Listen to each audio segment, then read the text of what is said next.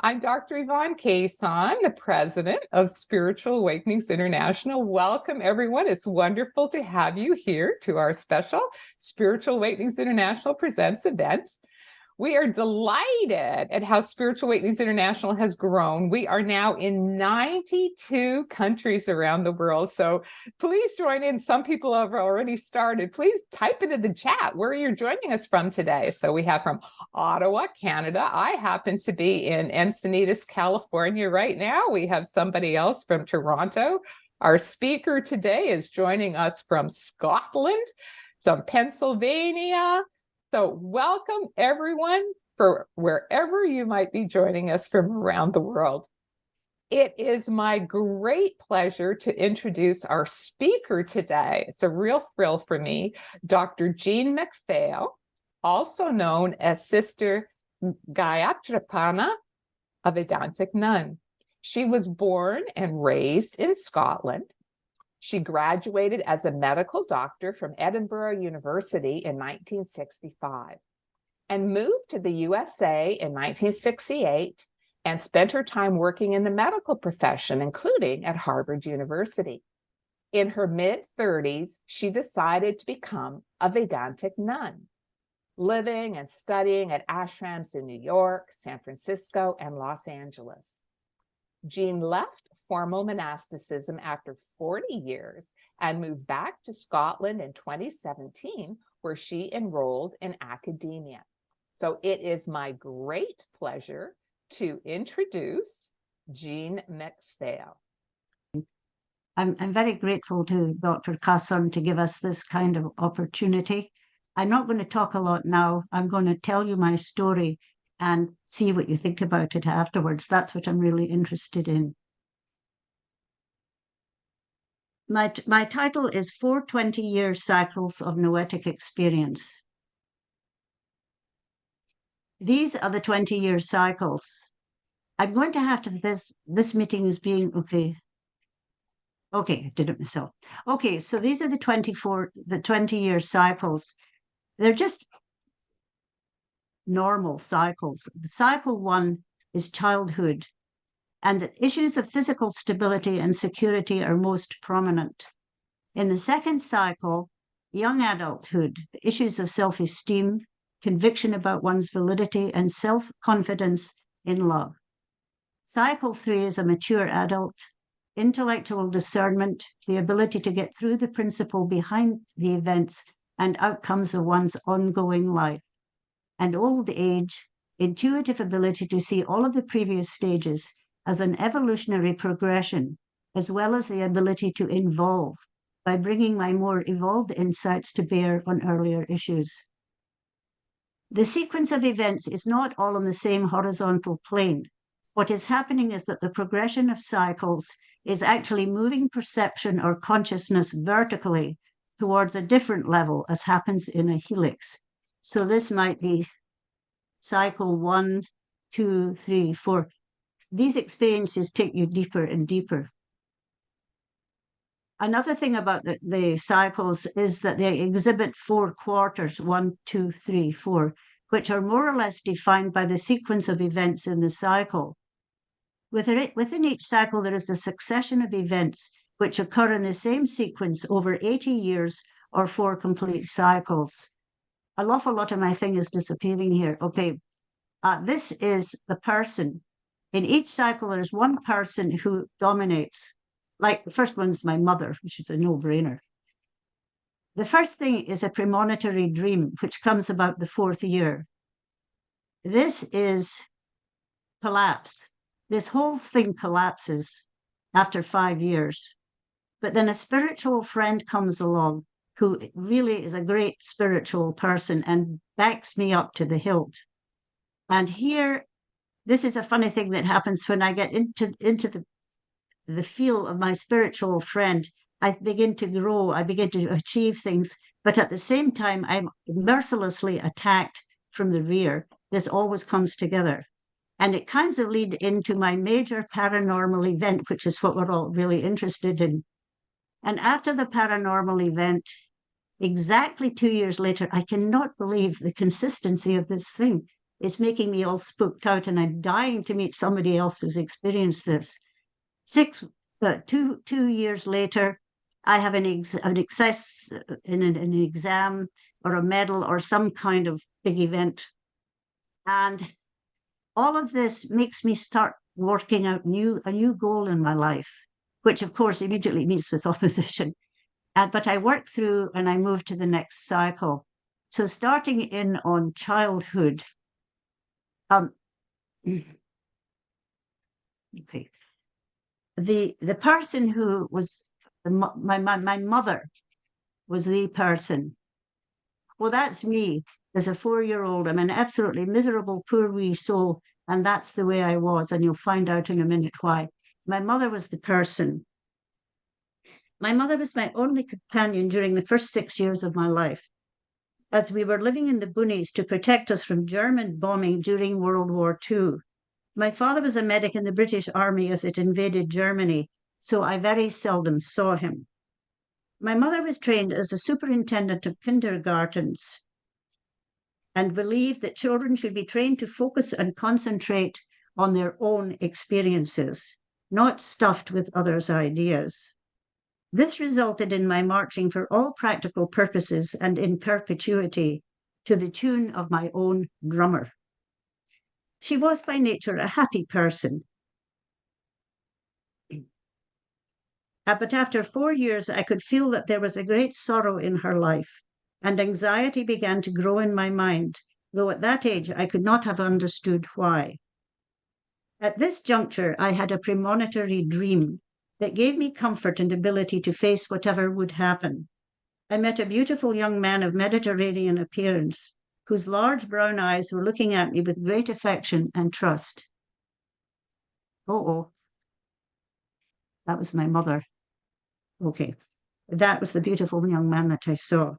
I had no idea who he was, but he installed into me lasting conviction of love and support that definitely helped me to cope with what was about to occur. I had no idea why he was because my mother was an atheist, but in the next quarter I was to learn that this was actually Jesus. Just before my 6th birthday, my mother received a letter that deeply upset her. 3 days later, she went out into a howling storm as night was beginning to fall. I was put to bed, and when I was lying there, I saw my mother stumbling and falling in the long grass as she made her way up the hill behind our house. She was crying uncontrollably, and I saw her fall into the creek that was completely swollen. A short while later, I saw her lying on her back in the water, with her beautiful blue eyes wide open but completely still. I knew nothing about death, of course, but I knew without a doubt that she was dead. 18 years later, I had an interview with a local medical examiner, and he corroborated from his records what I had seen. My vision was not imagination, but direct viewing of what was actually happening. My soul friend came immediately in the form of my father's mother, in whose house I lived after my mother's death. She was a Gaelic-speaking indigenous Scot from the Outer Isles, whose ability to communicate noetically had no equal. She was also profoundly spiritual and very deeply revered all over Glasgow, where she lived. She was a very quiet, humble, and profoundly loving person whose influence over me was very silent and also very, very deep. Under Granny's influence, I remained quite stable and did well at school, especially in art. At the same time, my father returned from the war with raging PTSD and serious alcoholism. He was not physically violent or sexually uncontrolled, but he incessantly yelled abuse about my mother, which disturbed me a lot, and soon he began to yell abuse at me too. I became an extremely angry little girl, even hitting people, and it looked as if I was a lost cause. This was the background to my major paranormal event, which I will now illustrate. I was on vacation in the northeast part of Scotland. It was August, and I was out on a walk with my cousin. My cousin was a jokester and decided to disappear, leaving me standing in a clearing in the woods by myself and without a clue how to find my way out or home. Suddenly, there was a sudden gust of wind, and the tiny leaves of all of the birch trees, similar to aspens in the United States, rippled upward in the wind. At that moment, I left my body and entered an empty space, filled with beautiful calming light, in which all of my distress disappeared completely.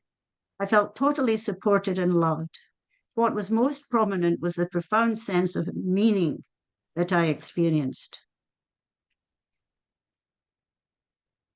I have no idea how long I remained in that space, but after a while I felt myself moving downward. My sense of identity had returned, and I looked down to see what was happening. I saw my body still standing in the clearing about 400 feet below me, wearing my blue corduroy dress. I realized I was headed back into it, and I began to shout, "I do not want to go back to that miserable wee body." But of course, I had to go back to it willy-nilly. I never mentioned this or any other internal experience to anyone, but I did tell my second spiritual teacher about it 20 years later. And he remarked, "Some people are psychic, but what is important is how did this experience affect your life?"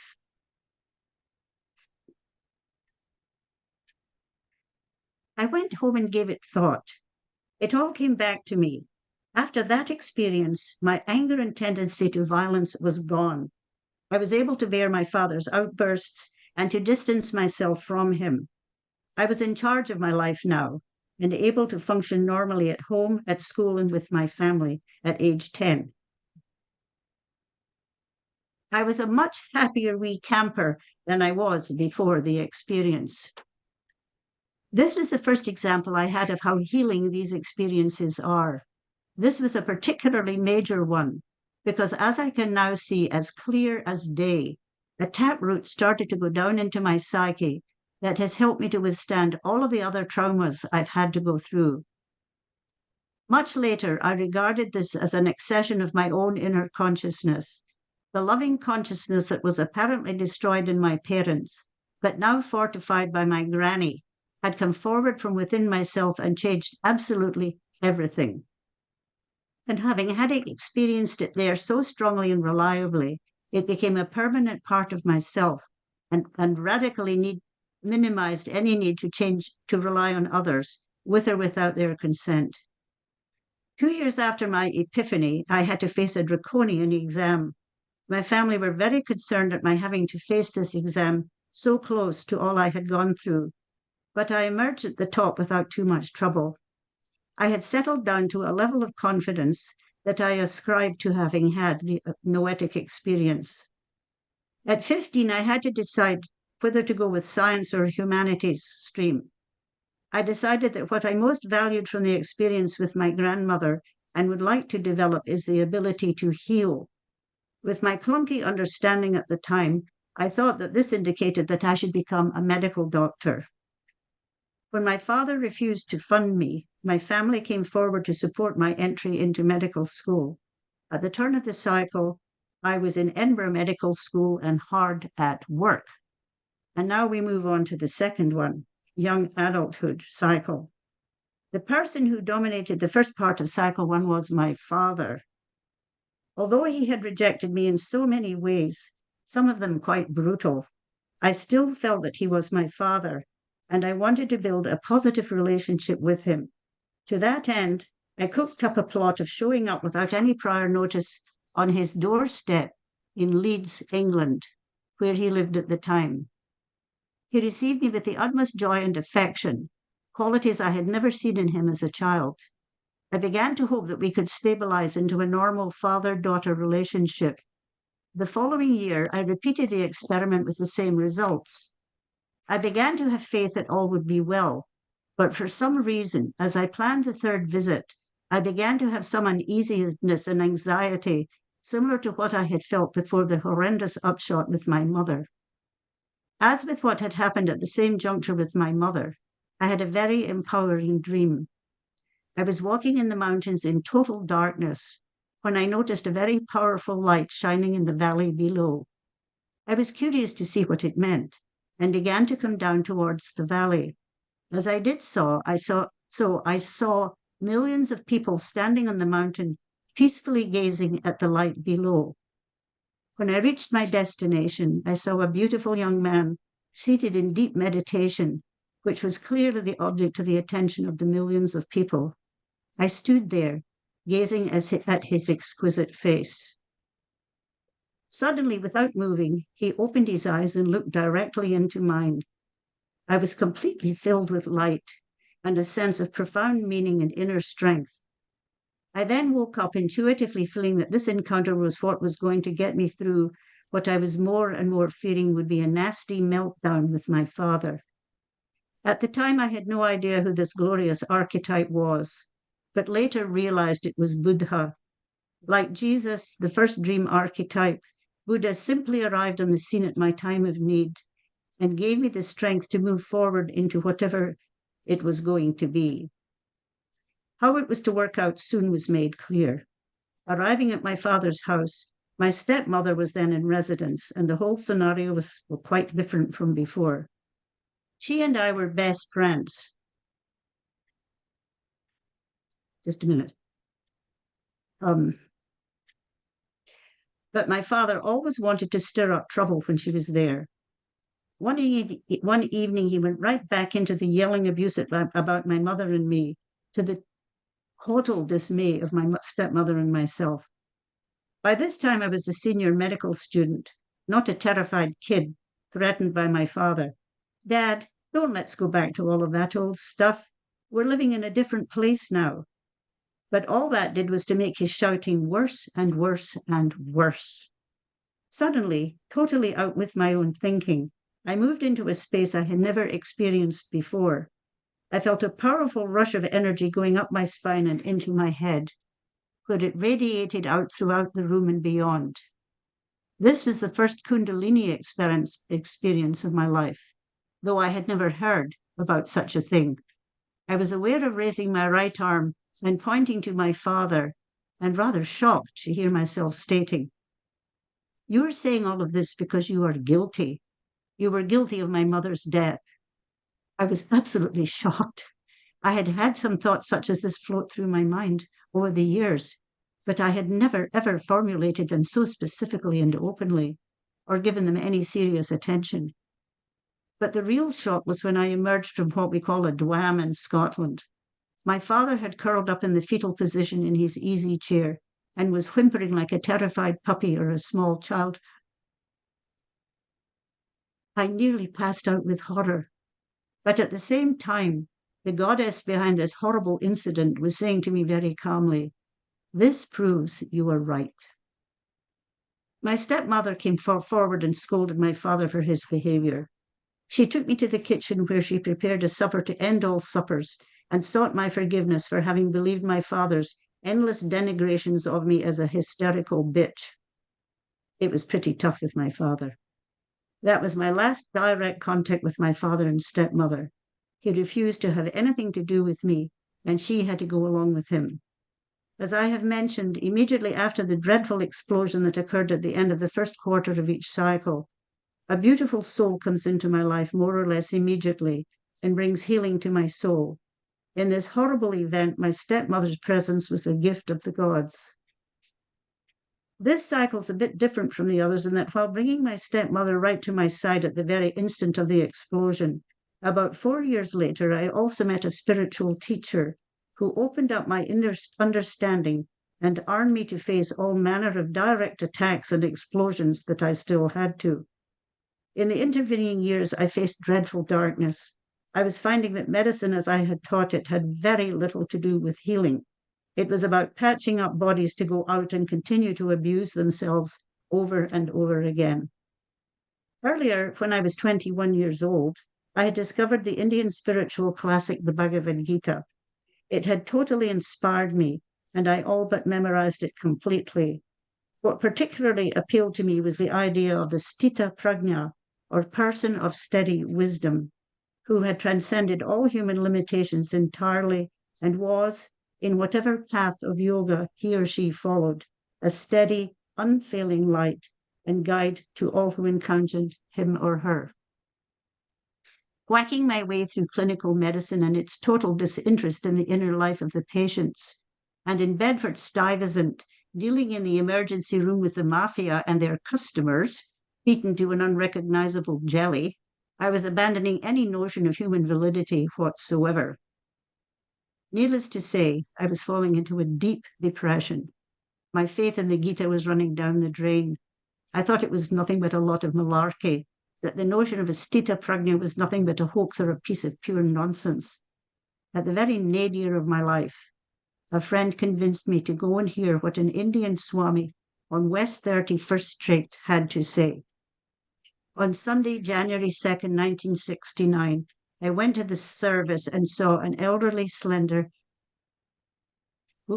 and rather frail Hindu, that's him, with a thick Bengali accent and a slight speech defect, not too prepossessing. But after 15 minutes of his very intense discourse, I felt the utter honesty, inspiration, and conviction of every word he said. I knew this was the stita prajna I had been so stupidly searching in the darkest corners of Manhattan, and indeed everywhere I had been hanging out since the disaster with my father and the depression it had caused. I soon got to know the Swami, who received me with the utmost cordiality and sense that I was his nearest and dearest. He never, ever let me down, and indeed over the years helped me to get past all of the darkness and pain I had been living with since my very traumatic childhood. As with my grandmother, there was no chatter about psychology or emotional issues. Swami just healed me by his unfailingly positive and inspiring responses to whatever I said or did. I had taken up pathology as my profession and was trained in a very good hospital affiliated with Columbia Presbyterian Medical School. Somehow, although the work was interesting, I constantly felt dissatisfied and unhappy. And finally, a colleague, a Harvard man, insisted on my applying for work at Harvard, as he felt it was more my speed. To my amazement, I was accepted by Harvard, and I had to leave New York and Swami behind in the hopes of finding peace of mind. Harvard was fascinating, and I thrived professionally. However, the conflict between my desire to be with Swami and the tremendously competitive atmosphere at a top institution wore me down tremendously. I was heading into another major showdown in my life. At that juncture, I had an overpowering dream that showed me the way to go and how to get there. I found myself being hurtled along in a very deep, broad, and powerful river that was moving me along helplessly. That was Harvard. I grabbed hold of some rocks jutting out from the bank to prevent myself from being swept forward to I knew not where. That move, however, only meant that I was being repeatedly battered on the rocks and was in danger of being killed. Suddenly, I heard a sweet feminine voice saying encouragingly, "Let go of the rocks. The river will take you where you're meant to be. Let go. You'll be all right." I did let go and was at once swept up into the center of the river, which carried me forthwith towards a sea of shining light. Oh, that's the wrong slide. That seemed to welcome me as one of its own. Much later, I realized that if Harvard, and indeed my entire education, was top of the line left brain battering me, along with my father, Swami was the transcendental opposite, creating around himself a milieu of intense empathy, inclusion, right brain acceptance, understanding, creativity, and uncommon, real, unconditional love. In the setting of a dream, this is what I chose for life. I woke up feeling, that's what I said. I woke up feeling empowered to get my board certification in pathology and leave Harvard and take the best bet that something more was in store for me. Back in New York, Swami belonged in an order of monks founded by Swami Vivekananda, who brought the message of Ramakrishna's Vedanta spirituality to the West at the end of the 19th century and beginning of the 20th. Reading Vivekananda's works was, I felt very strongly, like reading the Gita, but in contemporary mode. I fell for him as I had fallen for the Gita. That's Swami Vivekananda. Vivekananda emerged to me as a still living source of inspiration, a goal whose original insights and understanding of spirituality were to take up my total attention and efforts to understand and disseminate them as widely as I could. Swami's silent, compassionate, and forbearing attitude towards me afforded me a space where I could face the darkness in my soul. 2 years after my epiphany, I received a letter from my aunt in Scotland. My father was dying and was not expected to live for more than 10 days. I was thrown into total turmoil. He was my father, and it was my duty to see him before he died. But so many memories of being trashed and reviled by him rose up in my mind's eye. As far as I was concerned, he had all but totally removed any self-respect I might have had, and that had had a very depressing effect on me. On the other hand, the 7 years I had by then had with Swami had massively enabled me to build up more and more self-esteem and the ability to feel not only valid, but also cheerful, able, and even happy. If my father started to tear me to pieces on his deathbed, as I fully believed he would, so much of Swami's good work with me would be damaged or even destroyed. And Swami himself was not in good health. If I came back scarred and bruised, would it be possible without Swami to rebuild myself? I was paralyzed with anxiety and asked Swami if I could speak with him. He sat with me for 3 hours, getting the whole story, up to and including the name of my pet dog. That's very important. He got the unvarnished story and also my fears of a serious setback in my peace of mind. When our conversation came to an end, Swami closed his eyes and went into a meditative state. When he opened them, he said very softly, "Going to see your father will not benefit him, nor you. Don't go." So Swami had just told me, don't go. This was, of course, what I wanted to hear. But along with the relief came a huge black cloud that made me cry incessantly for 6 months whenever I was alone. At Thanksgiving time, I burst into a flood of tears in front of Swami and our membership. I felt like such a dodo. I just got up and ran out of the room. A few minutes later, Swami sent me a beautiful persimmon click. Click on the persimmon. Next slide. That's it. From the Ben & Jerry selection a very devoted rabbi had given him.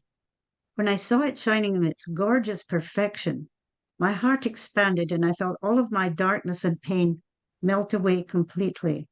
My father ceased to be an issue in my life, and not once since then have I grieved over him at all. What was taking up my mind was the palpable fact that Swami was clearly not much longer for this world. I looked on how he had handled my reaction to the recent emergency with my father, and a rather gentlemanly exorcism. That is, it was what he did was he did an exorcism of my father, but it was a rather gentlemanly one because normally these exorcisms involve considerable violence and pain, but he did it so gently. Somewhere in the last quarter of this second cycle, I was quietly contemplating my relationship with Swami and all that he had done to save my sanity and establish me as a valid human being. I could not believe my luck. As I sat there, I saw Granny's sweet face and quiet smile. Oh yes, it was not just Swami, but her silent, loving presence that had saved me from the first onslaught from my parents. If she had not paved the way, I would never have understood Swami and accepted him as instantly as I did. My mind ticked off all the times we had had together, all of the spiritual events that I had experienced with each of them.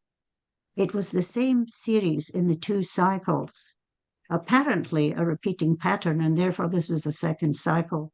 Then the next slide, Swami died. Swami died at the end of 1977.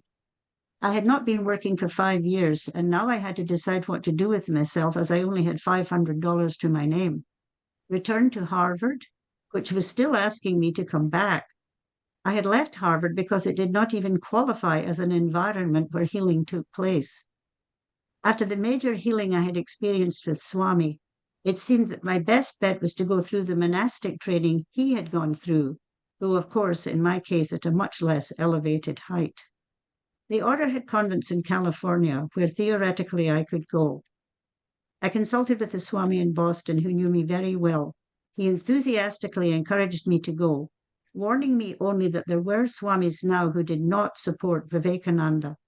At that point, that seemed unbelievable, or at best, a mere trifle. So at last, in the summer of 1978, I arrived in San Francisco to get started in what was to be a highly charged and highly eventful life of 30 years as a monastic, a Vedantic nun. So the next slide, please. So here we are in cycle 3. The person who dominated my life in this cycle was my monastic superior, a middle-aged Hindu monk whose belief system was Hindu suprematism. Unfortunately, I had grown up in a Scottish Presbyterian environment that was the polar opposite of what he was trying to inculcate into me. There had been no ritual, no belief in mythic gods and goddesses, no obsession with purity. Oh, could you please give another click so that my superior shows up here? Thank you. The entire convent was subjected to this discipline without any other option, and I sensed from the word go that happiness was not part of our lifestyle. What was most serious about the situation was the Swami's overt dislike of Vivekananda and his teachings. The premonitory dream, because I always have that premonitory dream here in the 4th year. The premonitory dream on this occasion, as before, 4 years into the situation, was rather surprising. I was walking across a long adobe roof and noticed that on one side there was a rather muscular and powerful man standing with his back to me, to whom I paid no attention as I walked along. As I moved towards the stairwell, however, I could hear him approaching me quite quickly, and I jumped through the door and began to run downstairs. Again, I could hear his footsteps behind me getting faster and faster and faster. I began to feel terrified and bounced down the last few steps and ran towards what morphed into the dining room in the New York Vedanta Society. It had double doors that could be locked from the inside, and I quickly tried to do so. But my pursuer was just outside the door and leaning heavily into the doors, so that try as I might, I could not get them closed. His superior strength won out, of course, and he bounded into the room. Oh. Here he comes, laughing uproariously. It was Swami Vivekananda. This is not a good photograph. It's the end of the 19th century, but it is an authentic picture of Swami Vivekananda laughing uproariously, which he was prone to do. But it was rather reassuring. It did not take me long to feel that Vivekananda had come to claim me for my superior, who habitually lent very heavily into denigrating and denying Vivekananda's validity. Like the other premonitory dreams I had had, this dream served to quiet me down and prepare for the battle that was visibly gathering momentum minute by minute. A year or so later, I felt the crisis was at hand and finally broke the convent rules and called my dear Swami friend and supporter in Boston, where I was fortuitously alone in the convent. The Boston Swami was light years more senior in the order than my superior and had the authority to intervene. He made me promise to call him regularly and keep him posted on how things were going. This was, of course, extremely heartening, what the advent of the guru always brought. The next slide, please. Massive row. Okay. 3 weeks later, I had lost patience with my superior and made a snide remark. He at once burst into a raging frenzy, bellowing like a bull. I just got up and left the room quickly. He followed me onto the landing and yelled at me as I ran down the spiral staircase and out onto the street, where his voice could still be clearly heard. This episode was, of course, extremely humiliating for him as a spiritual teacher. I had no further voluntary interviews with him, and the convent, as I had intuited they would, turned extremely unwelcoming and hostile. As I was running down the stairs contemplating what I would have to pay for this explosion, what popped into my mind was the thought, this is the third disaster and meltdown, like my mother's death and the horrible scene with my father. I started to laugh at how I was observing and cataloging my life experiences. In addition, the inclusion of my soul friend in Boston, Swami in Boston. Click the slide, please. This is the Swami in Boston, who was my absolute savior in this huge thing that I had to go through. What happened at this point, when the spiritual teacher comes into my life like this, positive things start coming in and also attack. Because what followed after validation of this event, the order asked me to illustrate some books they were publishing for children. Could you click the slide, please? This is the lion that thought he was a sheep. I did the illustrations for it.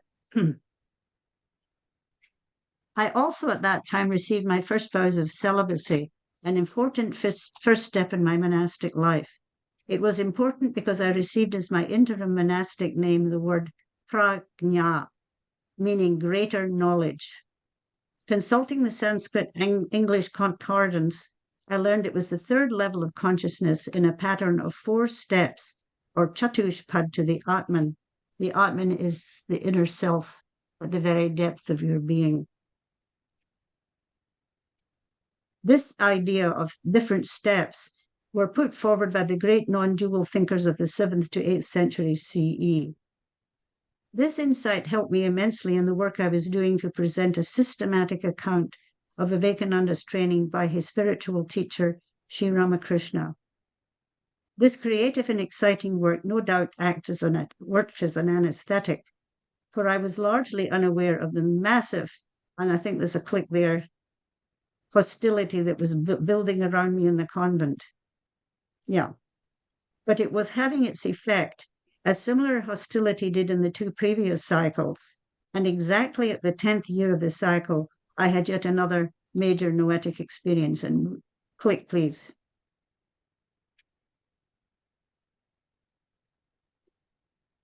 You'll have to click again. This time I was up at Lake Tahoe, sitting on the porch of our cabin, meditating in the very calm, serene evening glow of the slowly setting sun. As I did so, I found myself intensely attracted to the calming light of the sun, which Gayatri Prana is the energy of the light of the sun. That was my name. As I did so, I found myself intensely attracted to the calming light of the sun, and I left my body and moved closer and closer until I was enveloped in what seemed to be the very source of being. The attraction was so intense that I reached out to embrace the light and forget my body or anything else. At that moment, a delicate transparent veil appeared between me and the source. As it moved across the sun, I felt myself separated from the glory and back into the world of every day, sitting on the porch all alone. Darkness was taking over. A memory arose reminding me that when investigating what prajna meant, one of the oldest Upanishads had described exactly what I had just gone through. I felt it was a blessing. We can go back now to the next slide. As soon as I went back to San Francisco, I was faced with a major problem. The library of the Vedanta Society was suddenly covered in mildew, with which, as the librarian, I had to deal. My superior was not interested in the library, but I had to engage with him directly about it, supported to the hilt by members of the board and several wealthy members who had been responsible for building up the library. The pressure from the convent on me was so intense that I totally lost my memory. Consultation with a neurologist confirmed me that this was due to the almost inhuman pressure on me, and I was referred to a clinical psychologist who turned out to be a magnificent middle-aged American gentleman who totally understood me and was able to support me with his common sense for the remaining 10 years of time in San Francisco. At my first meeting with him, he told me after my giving him an interview of my situation, "Miss MacPhail, what you described to me is known as a dead-end situation, which is never going to change. and you will have to face as long as you are in that convent. I can also inform you that 96% of such patients end up certified as mentally insane. I don't know why that makes me laugh, to be told that you're one of 96% who are going to be mentally insane. Anyhow, it was a wee laugh to cheer up the day. He offered to get me out of the situation, and I explained to him that I had no resources whatsoever to work with. For example, I had not one red cent to my name. The one positive was the content of the library itself, which I knew was the best library in the world for Vivekananda studies that were central to my work. Now we click here. 2 years later, right in time with what had happened twice before, I received success in my final vows. And you can give another click. That's me in my robes, my Swami robes. And looking quite bright, considering. As I went through the long and very arcane ceremony, what appeared and grew and grew and grew in my mind was the determination to find another place than this convent as soon as I could. And I think a click here would be just fine. This was to prove entirely unsuccessful, as everyone and place I contacted apologetically turned me down. Meantime, the battle went on over the library. The wealthy supporters of our group convinced my superior that the time was now to build an addition to the temple that had been under discussion for years and include in it a new library. The decision was made, and I was off the worst of the hooks. Out of sheer desperation and exhaustion, I was able to get support to visit the Swami in Boston. This beloved soul. The Swami, the Hindu chaplain at Harvard and MIT, was deeply interested in how to integrate Western science with Vedantic spirituality. He said to me, "Jean, you have an unusual mind. One side is good at science, remembering his work with me when I was at Harvard, and the other, seeing these articles you are publishing now, demonstrates that you understand spiritually much better than most of the Swamis of our order. But don't tell him he said so. It's a big secret." This is a very unusual combination, which you demonstrate in your writing, and there is a real need for a mind like this. Please make up your mind to focus totally on your writing and pay no attention to the politics and violence which surround you. Arriving back in San Francisco, I met a formidable wall of hostility, and finally the hands of one of the sisters on my throat, attempting to choke me to death. I'm sorry that this presentation is a wee bit close to the bone, but that is the way it was. Despite this transformation into heaven, fortunately, I was much stronger than she and lived to tell the tale. The new library opened, many friends came and chatted with me, and outwardly I had it made.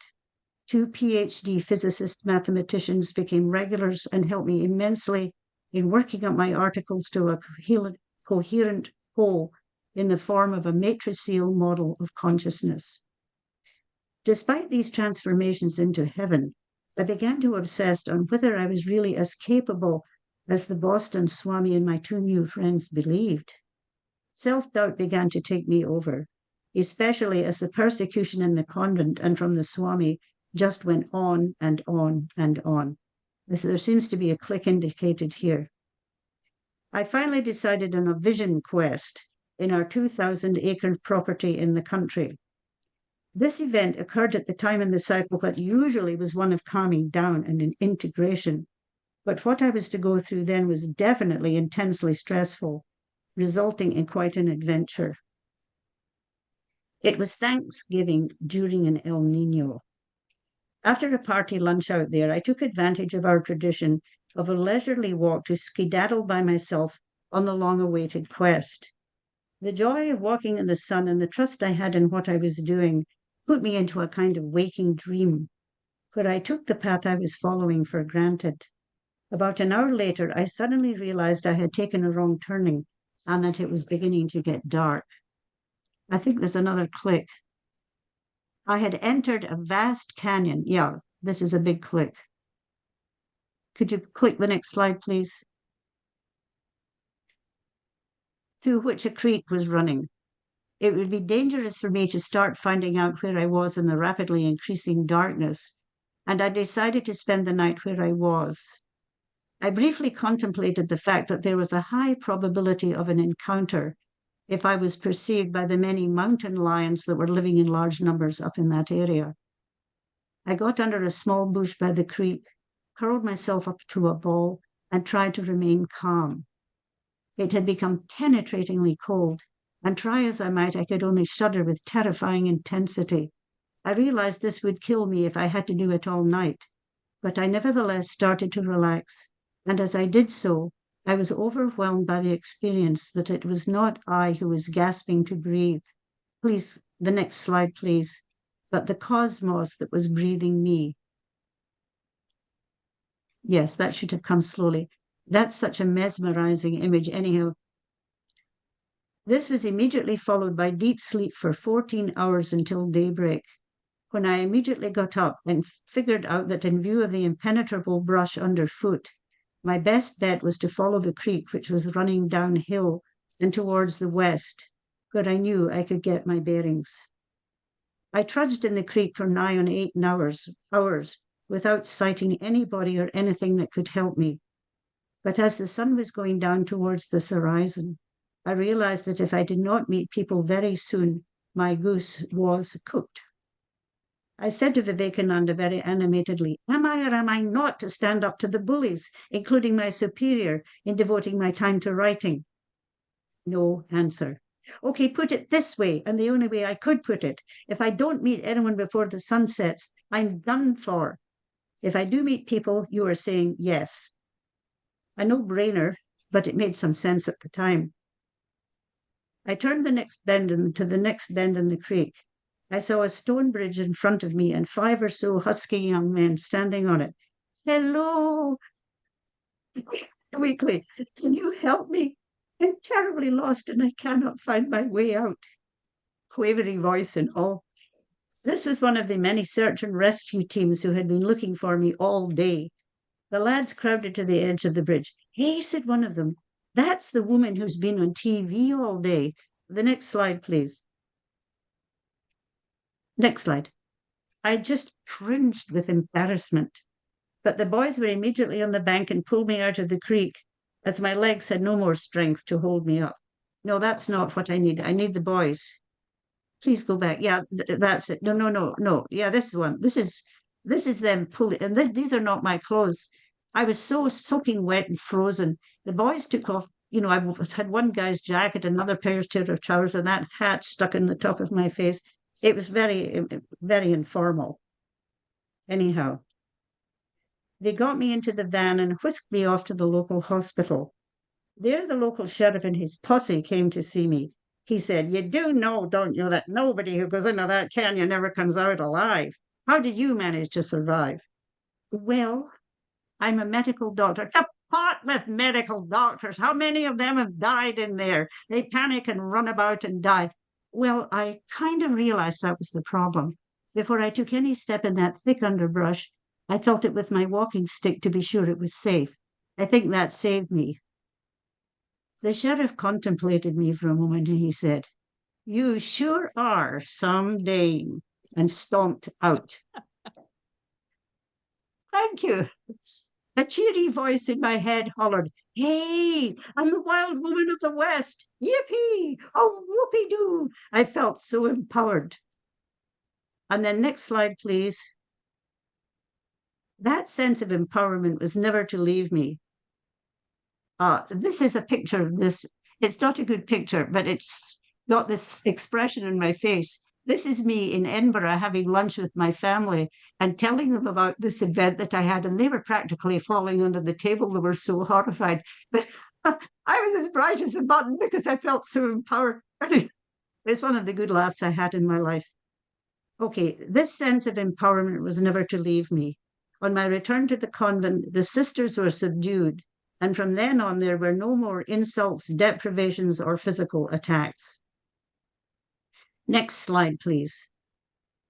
A year later, the other side of this effort was the sudden communication to me from the order. They were not going to publish my work, ever. I informed the Boston Swami, who replied without a moment's pause, Jean, you will have to leave the order. Your work is too important for you to spend your time in the convent. This is a shot of the place in Scotland where I'm actually living now, and it was where I was planning to go. Penniless, I struggled for 3 years to find a place that would, I think I need to click on this too. Yeah, I struggled for 3 years to find a place that would take me in, but there were no takers.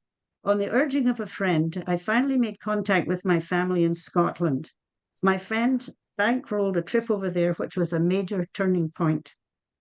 But after my return to San Francisco, I was informed that I was going to have to leave forthwith with absolutely no remuneration after 23 years of work. At first, I was shocked, but then cheered up at the hope of having a shopping cart. Could I have the next slide, please? And a little dog to be my friend out on the street. By that time, I wanted nothing so much as to leave San Francisco and accepted an invitation from our monastic sisters in Los Angeles to make my home with them. I think there's one more click on this one. Could you put up the next slide? Up here, it announces that these dear ladies in Los Angeles were taking me in. But I nevertheless could discern the same patterning as in the previous 2 cycles. There were no further questions as to the reality of the pattern itself. So next slide, please. Oh, there's Holly coming in. And then the next slide is old age. And the next slide, please. In Hollywood, my next destination, I had 2 Indian superiors, but not much contact with them. I quickly fitted in with class lectures and PowerPoints on the life and teachings of Swami Vivekananda. In addition, I edited 10 books of Vivekananda's work. Please, slide, please. Of Swami's exegesis, how Swami Vivekananda explained Vedantic philosophy. Things were definitely looking up, but as usual in the 4th year, there was a downtick. I discovered that there was a background story in Hollywood that I really could not identify myself with. My mind turned to Scotland, where my cousin was inviting me to come and live with her.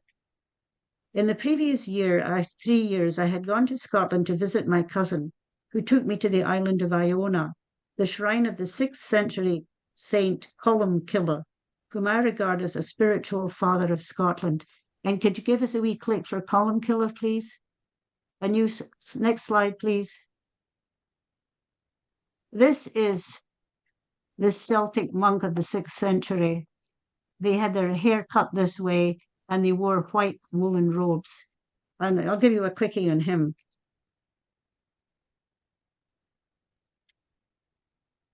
On my 4th visit, she broke the news to me that her health was deteriorating. That's my cousin. And she had to withdraw her invitation to live with her. At this moment of crisis, my spiritual archetype appealed to me, and that's my beloved Colum. I was wading in the shore water at Iona, looking for shells in the transparent water, brooding mightily on how I would ever achieve my goal. I was now well into my 60s and was beginning to despair of ever finding help in accomplishing my goals. Suddenly, I felt a presence coming toward me and looked up. Columcille himself was walking toward me on the water, looking at me very kindly. He smiled at me and said in a conspiratorial way, "Don't forget I was in my 40s when my royal relatives kicked me out of Ireland." This was a historical event that resulted in Columcille coming to Scotland, founding a monastery that sent monks all over Europe to reintroduce Christianity, Latin, and Greek at the end of the atheistic Germanic Dark Ages. He himself lived into his 70s, and his impact of re-Christianizing and re-civilizing Europe was magisterial. So that was a huge shot in the arm that he gave me, really got me back into the trenches. I soldiered on in Hollywood, less and less assured of a suitable outcome. I was remaining largely because I had hoped that the vast improvement in my resume and character assessment in Southern California might make the order change its mind about publishing my thesis. but had not said anything about it to anyone. One day I ran into my senior superior, who greeted me with great jollity and concluded, next slide, please, his remarks in ringing tones. The order will never, ever publish your work. This was for me the moment of total collapse, the end of nearly 40 years of working for and with the order. My spiritual sister, whom I had known in New York over 30 years before, serendipitously invited me to visit her in Santa Fe, where she was now living. I did so, fell in love with New Mexico, and signed an application for an apartment in the very attractive housing for seniors she was living in. While I waited to move to Santa Fe, I visited a friend in Oxford, England. She insisted on driving me up to Northampton, where she knew a German professor of experimental psychology she would be sure would be interested in my work, and this is my professor. I expected to speak with the professor for about half an hour, but the contact we made with each other lasted for 3 hours. He was so impressed by how I had implied rational Western-style presentation to the highly esoteric Vedantic transformation of Vivekananda by Sri Ramakrishna. The main esoteric element was, in fact, the 4 steps, which served to lay out the whole event for 5 years and result in matrices of consciousness. I took my courage in both hands and asked the professor if this work merited a doctorate. Most definitely. I can get this for you because I think it's indeed a highly original work. This was nothing short of a miracle. Arriving in Santa Fe, New Mexico, toward the end of 2008, I immediately began to build my resume. In the next slide, please, a memoir, A Spiral Life, which covers the first 40 years of my spiritual life from a pragmatic point of view. Then, getting a letter of confirmation of my acceptance for the doctorate, I dedicated myself to preparing it for a European audience, because I had written it for India, but of course that was all over. All of this was very encouraging, as was apparently the suggestion by one of my Los Angeles friends of the creation of a New Mexico Western Vedanta group that was going to be made up of Americans who had run into problems with the order akin to ours and had gone on to start independent newsletters and little groups of their own. Over 3 years, I organized a meeting in New Mexico for these people, but unfortunately, rather than camaraderie, the tone was rather adversarial. Click, please. That spiral light, and then another click, frenemies ahoy. I hope we can do this thing, but okay. Getting worse each year and culminating in lessons.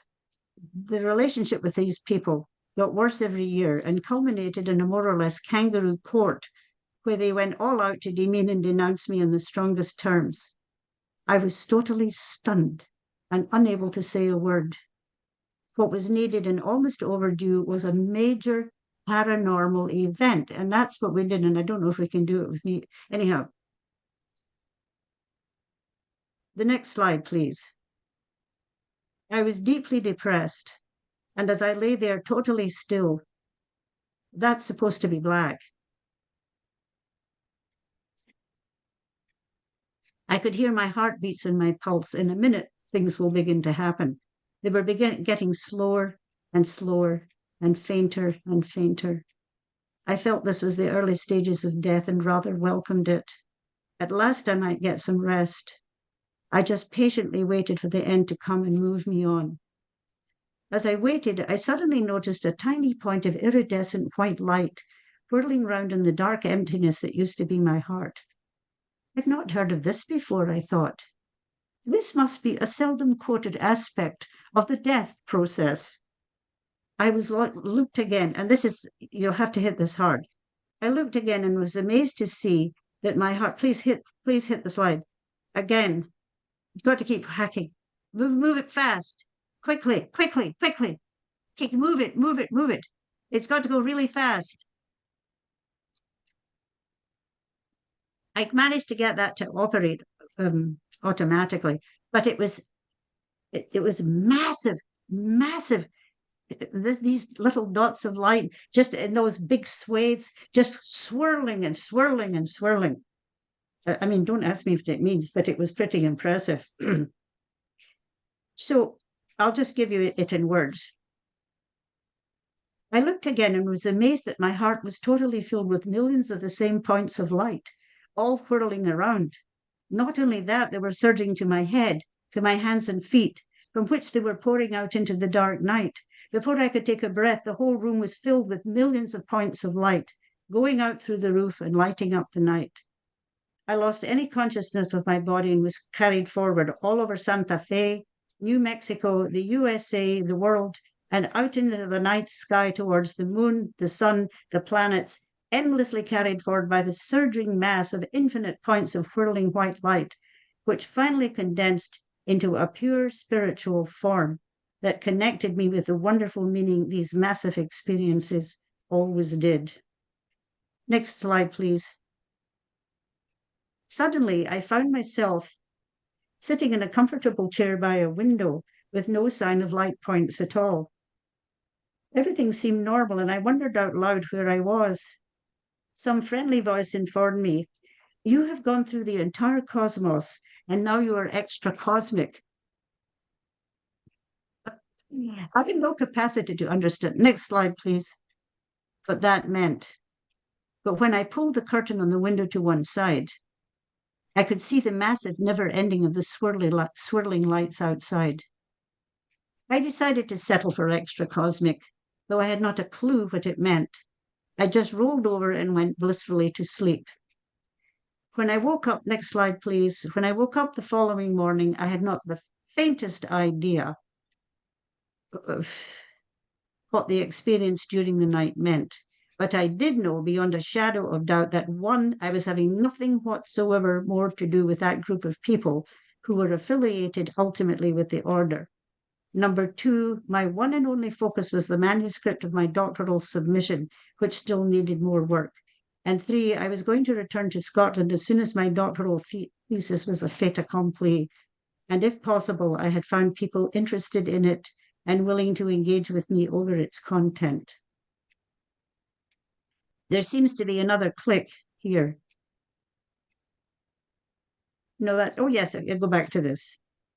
My new freedom made it possible to complete my doctoral study and to sit the oral examination. Oh, that's old stuff, it doesn't matter. The invariable 2-year event of success after all my struggles and paranormal events in each cycle is one of the constant features of my whole story. It never ceases to puzzle me, but of course it also supports my understanding that all of these events emerged from some kind of inner template. And down here, there should be my PhD in here. That's an old thing. Okay, I got my PhD study, a study in twin 5x5 matrices of consciousness. And I also, another click, please, because at that point I began to think I might be able to enter the academic world. I soon discovered that the regular Western Academy had no time at all for Asian material and the intense experiences on which it is based. Over a 3-year period, I received only one letter to my query letters, and that was simply insulting. And then the next click, I call it the big nix. And then the next click, Scotland and academia were the only things I was going to bother my shirt with. By 2017, I had accepted that there was no more future with the order or acceptance from the Western Academy. My future was going to be in Scotland and on academia. And then I think there's one more slide or two. But taking over stock of these events, I could see more and more clearly how beneficial these experiences were. For one thing, I never had the slightest inclination to addiction, which so many people struggle with nowadays. I attribute that fact to the amazing meaning and fulfillment that was revealed by these experiences, a permanent resource that came naturally to me and would in others if they could believe in it and open themselves out to it. So then a wee epilogue. Next slide. Once in Scotland, I signed up for academia that had been recommended to me by a friend in Los Angeles. This is an online social network of over 180 million or so scholars, several of whom read my thesis and still do, and other work in the first year as well as later, and contacted me to participate in discussions of their own work. I have a constant discussion with people who are interested in this stuff, and they invited me to participate. In short, I had died and gone to heaven. And then I just put the references at the end, this last slide. These are the two programs. If you want to send me anything or engage with me, there's two programs in academia. If you're a member, you get the full package. You cannot just download and so on, but you can get involved in quite complicated discussions and so on. And then the bare bone text for non-members, you can access my stuff and download it, but you can't get into those conversations and so on and so forth. So that's where I'm at now. And I'm sorry I was a wee bit stumbly in my presentation, but actually it's a good idea because honest to God, some of the stuff that hit me, I was lucky I could stand up, especially in that last thing. Awesome. It was a pity because it was supposed to come really fast. I mean, whatever I went, I was just zonked. Absolutely Awesome. zonked. Thank you, Jean. That was absolutely phenomenal. Fascinating, your lifetime of spiritually transformative experiences. I'm now going to invite everyone to put their questions into the chat that you might have for Jean. And I'm going to ask Robert Baer to moderate the question and answer period. Robert Baer, the Vice President of Spiritual Awakenings International. Thanks, Thank you. Thank you, Dr. Kaysen. And I have to say something to you. I was working in San Francisco and living in Marin County by a little town called Alina when a nun disappeared and almost the whole town and everybody entered into a search and rescue. That was you. Yeah. Small world. I didn't see you then, but I was part of everybody took part in that, trying to find you. So I'm glad to meet you and I'm glad you're okay. But yeah, I thought to myself, America is the greatest country in the world. On Thanksgiving Day, all these young people, all these young guys spent their whole day roaming around in the jungle with horses and dogs and helicopters. And I felt so darned embarrassed. And I kept shouting, I'm here. Because I thought to myself, even if we'd had mobile phones, they wouldn't have worked in that. There was a total jungle in there. Well, it's interesting that you should have heard that. Yes, it was a big kerfuffle. I felt terribly embarrassed, but I was also very grateful, of course. Good to see you. And I wanted to say, I think you've blessed us with your presentation. And your life experiences. I thoroughly personally enjoyed it. And I think it's one for the ages. You hit it out of the park. And I'm so glad that it's recorded by Spiritual Awakenings International. And now we're going to go through a question and answer period. But you've had an incredible life. And I actually can see your life becoming like a Hollywood movie or whatever. Oh, gosh. I could. Anyways, please put your questions in the chat. And I'm going to start with one from Tim. What Swami did you meet in 1969, and what was that group that you were part of for so many years? What was your main lesson from this experience? And thank you for your very interesting and informative presentation. That's a lot of questions. What was the first one? I don't want to identify it too much because I mean, the Swamis that trained me were the real deal. They were real Swamis. But what came afterwards was more like religious, political religious stuff. I mean, religious political stuff. I don't particularly want to identify that because in my mind, it's rather negative. But ask me the question again, which Swami? Well, Do you want the name of it? Let's just focus on this one question from that series. What was your main lesson from this experience? With the order? Yes. Well, the Swami that was my spiritual teacher in New York, the very elderly one, I mean, he was a really advanced soul, like my grandmother. And just being around that man took your consciousness way up. And he healed so much of the ghastly stuff I had gone through as a child. I mean, this man was really a person who's spiritual is a powerful person, and it's not words, it's just what they have in themselves. And he was the real deal. And so was the Swami in Boston.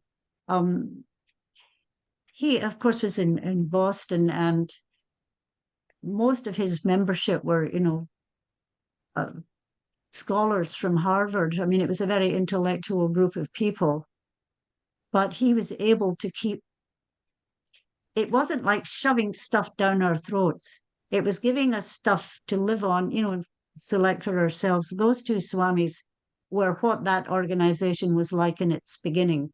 But unfortunately, same with Christianity, all religions, after 100 years or so, they start to turn political.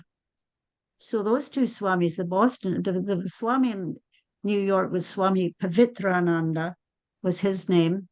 And the Swami in Boston was known as Swami Sarvagatananda. He was very much loved. I don't know if I'm answering your question, but those are the two Swamis. There are a lot of other very fine Swamis, but in my life, those two, that they made me. The way I used to think about it was when they met me, I was like Humpty Dumpty lying in a big massive, mess on the floor on the ground.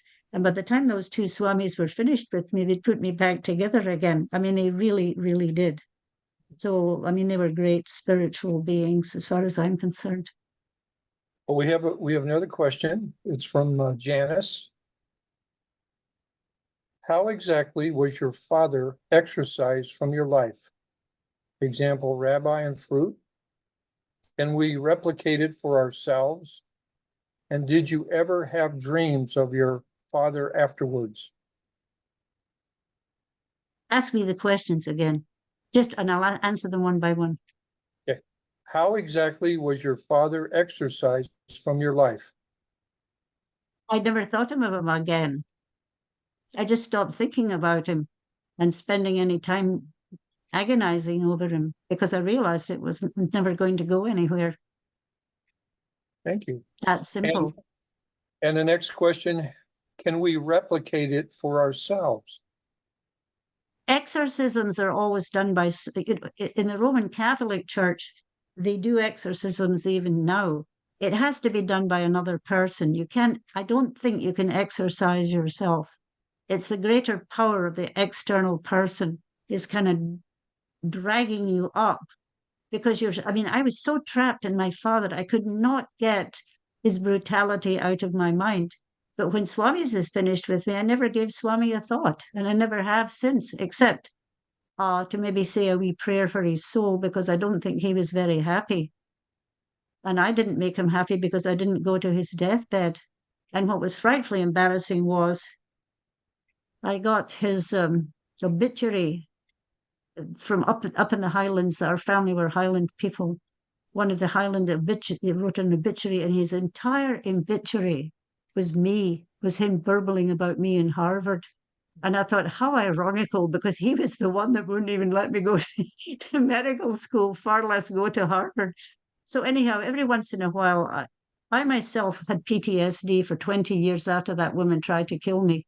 And having gone through PTSD myself, I mean, it was nothing compared to what my poor father had suffered. I did feel for his suffering with PTSD, and in that extent, I did think about him. But he never hurt me or bothered me again. I'm not sort of the prayery type, but every once in a while I give a very positive thought, to help him on his way. Thank you. There's one more part of this question from Janice. Did you ever have dreams of your father afterwards? Only once. And he was shouting abuse at me. That was his role, poor man. That was much, much later when I was in the convent. And I seem to remember saying to my father, that's all you can ever say. why can't you talk about something else or something to that effect? And I rolled over and went back to sleep because, you know, with some people, you just realize that it's not worth it. Next question is from Dr. Kason. Oh, You mentioned having a kundalini awakening in your 20s. Have you continued to have kundalini activity over your lifetime? the other time I had it was when I was getting my final vows. This was a big deal. Everybody was there. There was all these people and everything.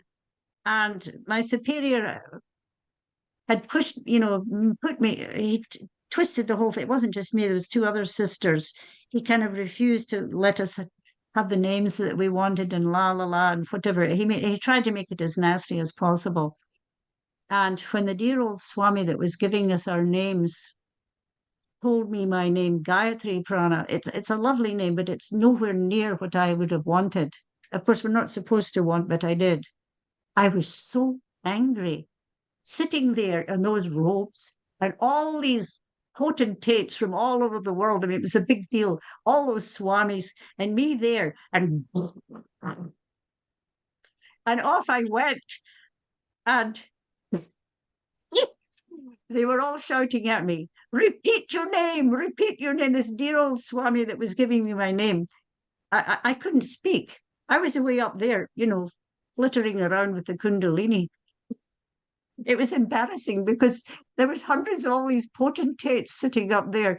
And I was just sitting there, staring in front of me. And the dear old Swami that was giving me my vows, he looked into my eyes and he said, "Oh, no, she's in another place right now. Just leave her alone. Let her be quiet." Oh, I just adored him. He was such a dear old Swami. He was like those other Swamis. So we sat there for about 10 minutes till I got out of my kundalini. No, it was kundalini, of course, but they knew it was a spiritual experience. We But have another question from Janice. Did you ever use your spiritual gifts to heal others physically? No, not that I'm aware of. But every once in a blue moon, somebody comes up and tells me something kind of, oh, okay, whatever. No, I'm not a healer in that sense, but medical healing. But I think you can have an attitude to people, that most of the time people are trying to get at another person, bring them down, and to be able to approach people so that they're not going to be, attacked or anything like that, and just accept them. At least in my life, that's a big part of healing. But I don't get into medical healing, not so far. Who knows though? Here's another question. This is from Raphael. You've lived in Santa Fe, which means holy faith, as you know. Is some sort of holy faith that has kept you away from addictions and depression throughout your life?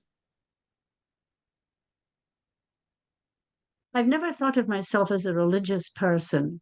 I don't usually think in religious terms. I believe it's just the way things work. If you approach them the right way, that's the way they go. But you could say that. I mean, you can say what you like if it works for you. But I believe that I have within myself the power to heal. You have to put the faith in yourself. I wanted healing and I moved towards it and I got it. And the Kundalini is like shifting up your gears from one level to another.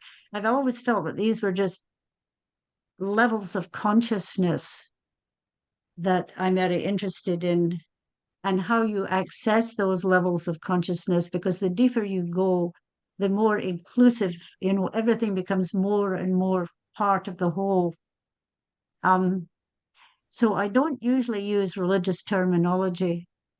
I'm very keen on the Divine Mother. That's a big thing in Hinduism. If I feel anything religious at all, it's the presence of the Divine Mother. Well, I we've think God the Father has done so much damage.